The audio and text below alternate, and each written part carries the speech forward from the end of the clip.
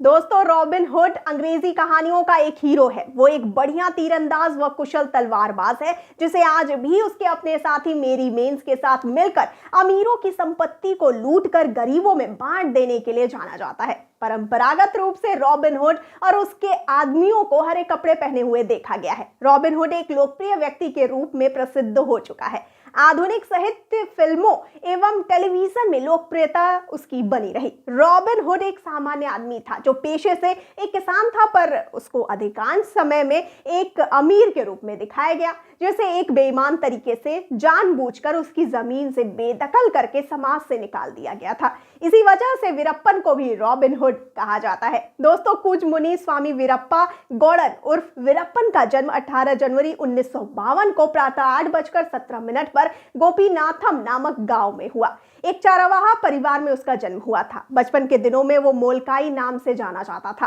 18 वर्ष की उम्र में वो एक गैर कानूनी रूप से शिकार करने वाले गिरोह का सदस्य बन गया।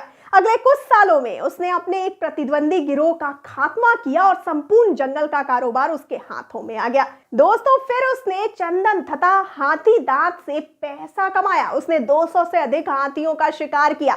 उसका 40 लोगों का गिरोह अपहरण तथा हत्या की वारदात करते रहे, जिनके शिकार ज्यादातर पुलिसकर्मी या वन्य अधिकारी होते। ये सब इसलिए क्योंकि वीरप्पन को लगता कि उसकी बहन मारी तथा उसके भाई अर्जुनन की हत्या के लिए पुलिस जिम्मेवार है। वीरप्पन फेमस व्यक्तियों की हत्या तथा अपहरण के बल पर अपनी मांग रखने के लिए भी बहुत फेमस था। 1987 में उसने एक ऐसे वन्य अधिकारी की हत्या कर दी। 10 नवंबर 1991 को उसने एक FIS ऑफिसर पी श्रीनिवास को अपने चंगुल में फंसाकर उसकी निर्मम हत्या कर दी। इसके अलावा 14 अगस्त 1992 को मिनियन, जो कोलेगल तालुक के पास का है, वहां वीरप्पन ने IPS हरिकृष्ण तथा शकील अहमद नामक 2 वरिष्ठ पुलिस अधिकारियों समेत कई पुलिसकर्मियों की हत्या तब कर दी जब वे एक छापा डालने जा रहे थे। अपने गांव गोपीनाथम में उसकी छवि रॉबिन हुड की तरह थी। गांव के निवासी उसके लिए एक रक्षा कवच की तरह काम करते थे तथा उसे पुलिस की गतिविधियों के बारे में सूचनाएं दिया करते थे। वे उसके गिरोह को भोजन तथा कपड़े भी मुहैया कराया करते थे। ऐसा कहा जाता है कि लोग ऐसा वीरप्पन से डर कर करते थे। वीरप्पन ने गांव वालों को कभी कभार पैसे से मदद इसलिए की ताकि उसे वो गांव वाले पुलिस की गिरफ्त में आने से बचा सके। उसने उस गांव वालों को क्रूरता से मार डाला जो पुलिस को उसके बारे में सूचनाएं दिया करते थे। दोस्तों, उसे ईयर 1986 में एक बार पकड़ा गया था, पर वो भाग निकलने में सफल रहा। वन्य जीवन पर कहानी और प्रोजेक्ट करने वाले फोटोग्राफर कृपाकर, जिसे उसने एक बार अपने दोस्तों उसे 1986 में एक बार पकड़ा गया था, पर वो भाग निकलने में सफल रहा। वन्य जीवन पर कहानी और प्रोजेक्ट करने वाले फोटोग्राफर कृपाकर, जिसे उसने एक बार अपने आप कैद कर लिया था क्योंकि फोटो खींचते हुए वो फोटोग्राफर वीरप्पन के अड्डे में घुस गया था। दोस्तों, वीरप्पन को वन्य जीवन की अच्छी कलाकारी आती थी और वो कई पक्षियों की आवाज निकाल लेता था। इसने उसे कई बार गिरफ्त में आने से बचाया। वीरप्पन ने अंग्रेजी की फिल्म द गॉडफादर को 1000 बार देखा है। उसे कर्नाटक संगीत काफी प्रिय था और वो एक धार्मिक आदमी था तथा प्रतिदिन प्रार्थना करता था। उसने सरकार से कई बार संपर्क किया और उसने सरकार से माफी की मांग की। उसकी इच्छा थी कि वो एक अनाथ आश्रम खोले तथा राजनीति से जुड़े। उसे अपनी लंबी घनी मूछें बहुत पसंद थी। वो मां काली का बहुत बड़ा भक्त था और कहा जाता है कि उसने एक काली मंदिर भी बनवाया था। सन 1990 में कर्नाटक सरकार ने उसे पकड़ने के लिए एक विशेष पुलिस ग्रुप को बनाया। जल्दी पुलिस वालों ने उसके कई आदमियों को पकड़ लिया। फरवरी सन 1992 में पुलिस ने उसके प्रमुख सैन्य सहयोगी गुरुनाथन को पकड़ लिया। दोस्तों, इसके कुछ महीनों के बाद वीरप्पन ने चामराजानगर जिला के कोलेगल तालुक के एक पुलिस थाने पर छापा मारकर कई लोगों की हत्या कर दी और हथियार तथा गोली बारूद लूट कर ले गया। दोस्तों, सन 1993 में पुलिस ने उसकी पत्नी मुथु लक्ष्मी को गिरफ्तार कर लिया। अपने नवजात शिशु के रोने तथा चिल्लाने से वो पुलिस की गिरफ्त में ना आ जाए, इसके लिए उसने अपनी संतान की गला घोंटकर हत्या कर दी। ये संतान उसकी तीसरी बेटी थी। दोस्तों, 18 अक्टूबर सन 2004 को वीरप्पन को एनकाउंटर में मार दिया गया।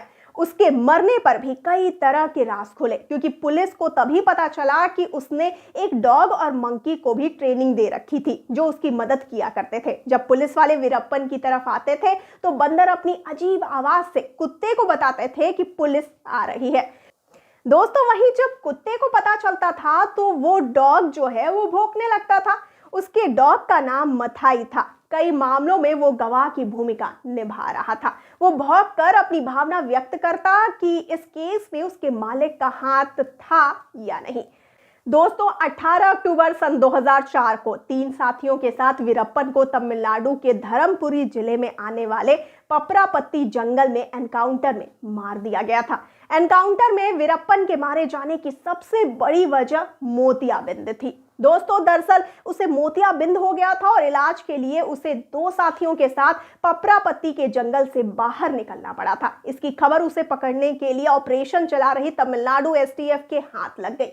इसके बाद एक प्लान के तहत एसटीएफ ने एक एम्बुलेंस जंगल में भेजी जिस पर सलेम हॉस्पिटल लिखा था। दोस्तों, पुलिस को धोखा देने के लिए वीरप्पन ने अपनी मूंछें ट्रिम कर ली और साथियों के साथ मोतियाबिंद का इलाज कराने एम्बुलेंस में सवार हो गया। एसटीएफ ने वीरप्पन के हॉस्पिटल जाने वाले रास्ते में एक ट्रक खड़ा किया जिसमें हथियारों से लैस 22 एसटीएफ जवान मौजूद थे। एम्बुलेंस के ट्रक के पास आते ही एसटीएफ ने उसे हाथ देकर रोका और माइक पर वीरप्पन को सरेंडर करने को कहा। दोस्तों, दूसरी बार सरेंडर करने का अनाउंसमेंट होते ही एम्बुलेंस चला रहा एसटीएफ का अंडरकवर जवान गाड़ी से नीचे उतर गया। इसके बाद वीरप्पन और उसके साथियों ने एम्बुलेंस के अंदर से ही फायरिंग शुरू कर दी।